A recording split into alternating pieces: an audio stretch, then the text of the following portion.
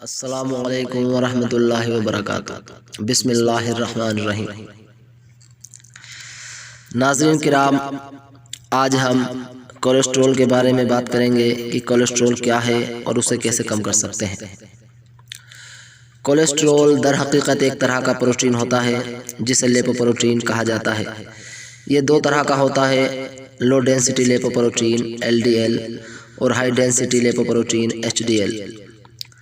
یہی وہ چیز ہے جسے اچھا کولیسٹرول اور برا کولیسٹرول کہتے ہیں۔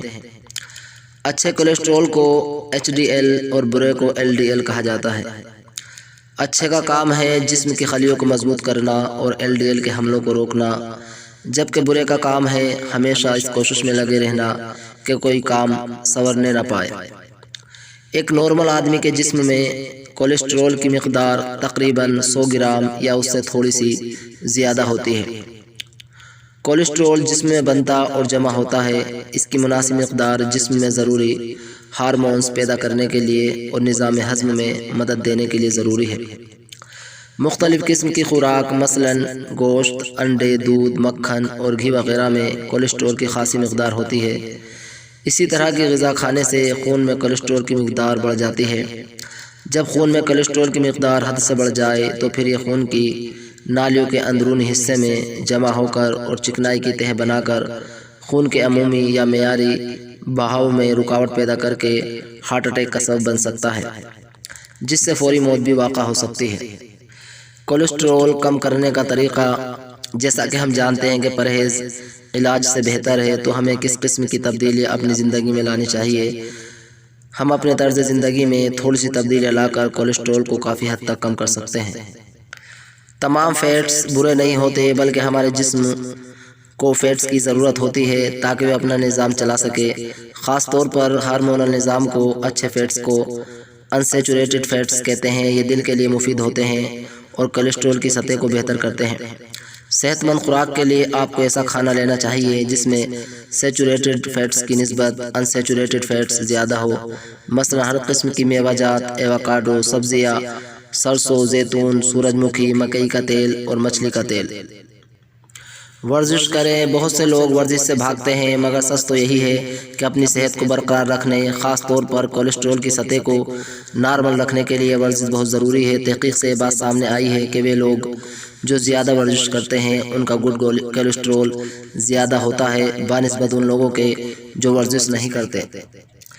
قلبی بیماریوں سے بچنے کے لیے سب سے بہترین طریقہ یہ ہے کہ ایروبکس، جس کو کارڈیو بھی کہا جاتا ہے، اور ریسسٹنس ٹریننگ کو ساتھ ساتھ کیا جائے۔ ماہرین کی رائے ہے کہ ہفتے میں کم از کم 3 سے 4 مرتبہ درمیانی سے انتہائی شدت کی ایروبکس کرنی چاہیے۔ اس سے کولیسٹرول کی سطح بہتر ہوتی ہے اور خون کا دباؤ، اسٹروک اور دل کے دورے کا خطرہ بھی کم ہو جاتا ہے۔ تمباکو نوشی سے اجتناب کرے۔ تمباکو نوشی گڈ کولیسٹرول کی سطح کو کم کرتی ہے۔ سگریٹ پینے سے موت بھی واقع ہو سکتی ہے۔ ایک صحت مند انسان اس عادت سے بہت سی بیماریوں میں گھر جاتا ہے۔ سانس لینے کے نظام کو نقصان پہنچانے کے علاوہ یہ دوران خون کے نظام کو روکتی ہے، جس سے سوزش ہوتی ہے اور دل کا دورہ پڑتا ہے۔ اس لیے اگر آپ تمباکو نوشی کرتے ہیں تو اس کو فوراً ترک کر دیں۔ اگر آپ کی صحت ایک ایسے مقام پر ہے کہ طرز زندگی میں تبدیلیاں لانے کے باوجود آپ کے کولیسٹرول کی سطح کم نہیں ہوتی ہے تو آپ کو ڈاکٹر سے رجوع کرنا چاہیے تاکہ آپ کا طبی علاج کیا جا سکے۔ مگر یہ بات تحقیق سے ثابت شدہ ہے کہ کولیسٹرول کو قابو میں کرنے کے لیے زندگی کے طرز عمل میں تبدیلی لا کر ہمیں دوائی کا استعمال کم کرنا پڑتا ہے۔